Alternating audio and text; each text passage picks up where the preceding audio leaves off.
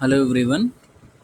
Today in this presentation we are going to learn about the voltage distribution across the string of suspension type insulators, and also we'll be learning about the flashover voltage definition, and in the next presentation we will be going to calculate the potential across each insulator of a string, and also we will be seeing the string efficiency in the next presentation, and flashover and puncture also. Now let us see the first one, that is nothing but the string of suspension insulators. It looks like this. Various suspension insulators. These are the middle. These ones are the suspension insulators, and these are the metal pins. Okay, these are the metal pins. Means here there are three suspension insulators. For each one, there are three suspension insulators are there. Here, the top disc of the insulator string is connected to the cross arm. Okay, cross arm of the tower or pole, and the conductor. Here the line conductor will be always connected to the bottommost disc of the insulator of string, and each disc of string, means here this each disc of string behaves like a capacitor having a dielectric medium between the two metallic parts. Since these two are the metallic pins and there is a dielectric medium between the metallic pins, so this disc acts as a capacitor. So here there are three capacitors. This is one capacitor, two and three. These three suspension insulators acts as a capacitors. Let us see the line diagram for that. Here this is the cross arm, and the cross arm, and this is the pole,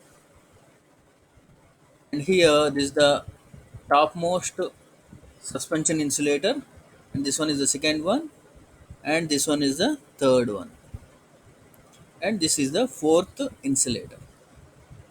The conductor will be at the bottommost position. This is the conductor. Here these are the pins, means this disc is in between pins, various metallic pins, and here between this pin and the cross arm the voltage will be even,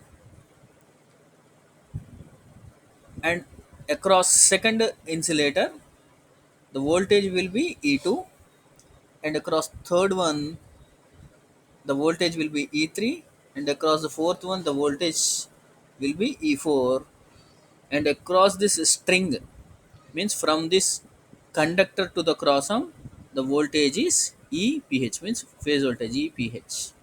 This will be in this fashion the potential distribution will be there across the insulators of string. Capacitance between cap and the steel pin is called as mutual capacitance.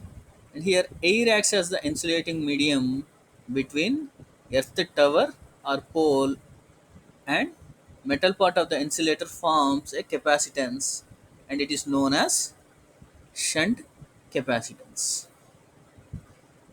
This shunt capacitance value will be always very small when compared with the mutual capacitance.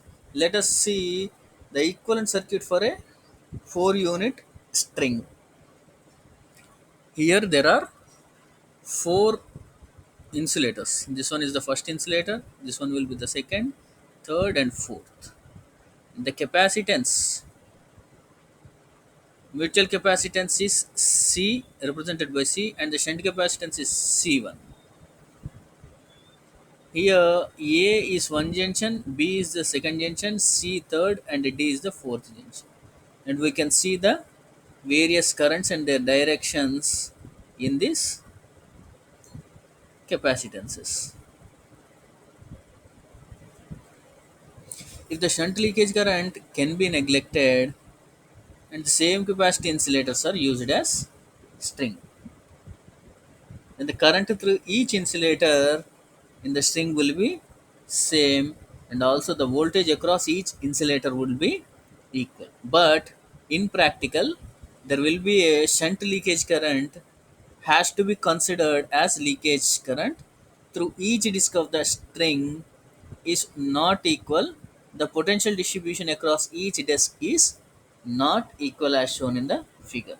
Hence the voltage distribution will not be equal. Means here E1 is not equal to E2, not equal to E3, not equal to E4. Let us see the potential across string insulators. Let C, this C is the mutual capacitance, and this C1 are the shunt capacitance, and E1, E2, E3 and E4 are the potentials across each unit, and this EPH is the potential between conductor and the cross arm. And the ratio between shunt capacitance and mutual capacitance is represented by K. Okay, you can see that here K is equal to C1 by C, which is C1 is nothing but it is a shunt capacitance, and C is the mutual capacitance. Now let us apply the Kirchhoff's law at junction A. Means here, this is the junction A. When we apply the Kirchhoff's current law, we get here we can see from the diagram that I2 is the incoming current and capital I1 and small I1 are the outgoing currents. So according to the Kirchhoff's current law, sum of incoming currents is equal to sum of outgoing currents. So I2 is equal to I1 plus small I1, and we know that the current I2 can be written as omega C E2 here.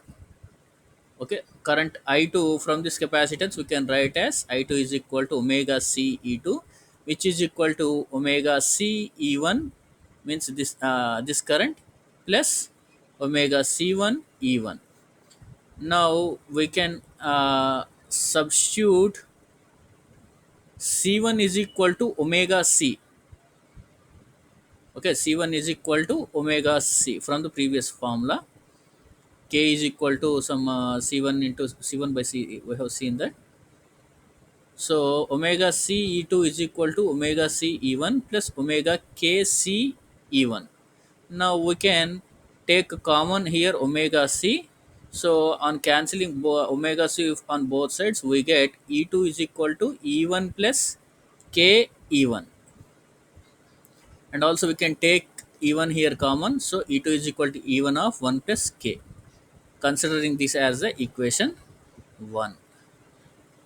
Now we will be applying the Kirchhoff's current law at junction B. This is the junction B. Junction B, then we get I3. I3 is the incoming current, which is equal to capital I2 plus small I2, and I3 can be written as omega C E3 is equal to omega C E2 plus omega C1 of E2 plus E1 from the previous formula, which means equation 1. Okay, and when we substitute C1 is equal to Kc, we get omega C E3 is equal to omega C E2 plus omega K C of E2 plus E1. Now cancel omega C on both sides, then we get E3 is equal to E2 plus K E2 plus K E1. Here we can take E2 as common from these two. So then we get E3 is equal to E2 of 1 plus K plus K E1. Now substitute equation 1 for E2 in the above equation, we get E3 is equal to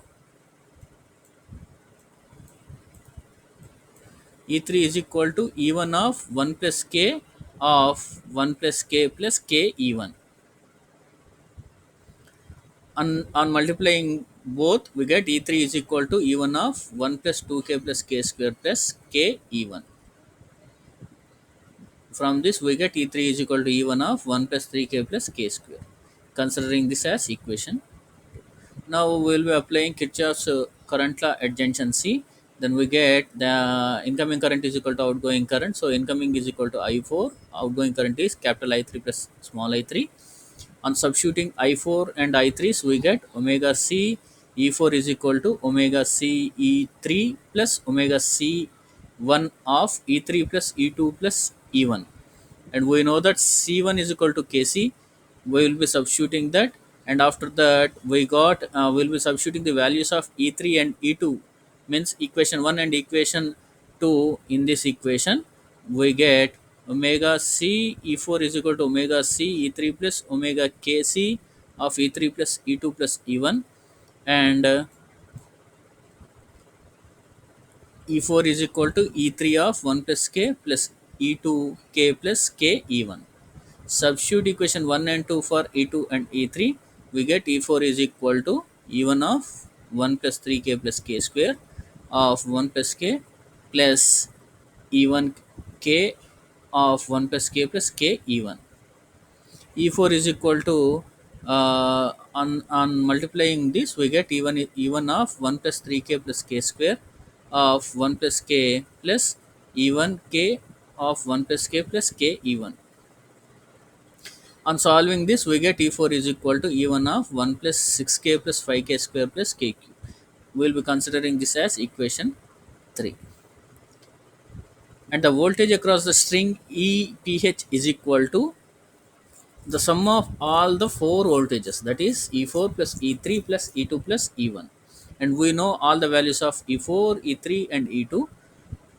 When we substitute the values of equation 4, equation 3 and equation 2, we get EPH is equal to E1 of 1 plus 6K plus 5K square plus KQ plus E1 of 1 plus 3K plus K square plus E1 of 1 plus K plus E1.